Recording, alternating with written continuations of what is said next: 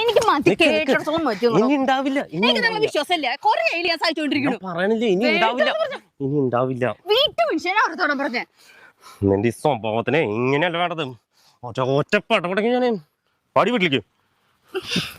നിങ്ങൾ എന്നെ റോഡിലിട്ട് തല്ലാൻ കഴിയുമെങ്കിൽ ഇനി ഒരു ഫാമിലി റോട്ടിൽ കിടന്ന് തല്ലൂടുമ്പോഴാണോ നീ ഇരുന്ന് ചിരിക്കാൻ നിക്കണേ? അതിന് ഫാമിലിയുടെ വില എന്താന്ന് അറിയണം. ഞാൻ ശരിയാക്കിയത് ചെല്ലി ചെല്ലി റോട്ടി വെച്ചിട്ടാണോ പെണ്ണുങ്ങളെ തല്ല നിക്കണേ? നീ പോടാ. നിന്നോട് കിട്ടും. നീ ആരുടെ എന്റെ ഭർത്താവിന് ചോദ്യം ചെയ്യാം?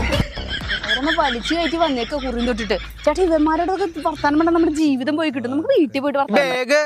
ഇനി നിനക്ക് എന്റെ ബാഗും വേണ കൂട്ടുമ്പൊങ്കലേക്ക് കൂടിട്ട് വന്നേക്ക കൊള്ളസ്വാമി. ആ ചേട്ടാ എന്താ സോൾവ് ആക്കിയ? പിന്നെ അറിയണോരാ? ഞാനൊരു വട്ടം അറിഞ്ഞതാ. ചായ പിടിക്കാൻ പോയല്ലേ? പിന്നെ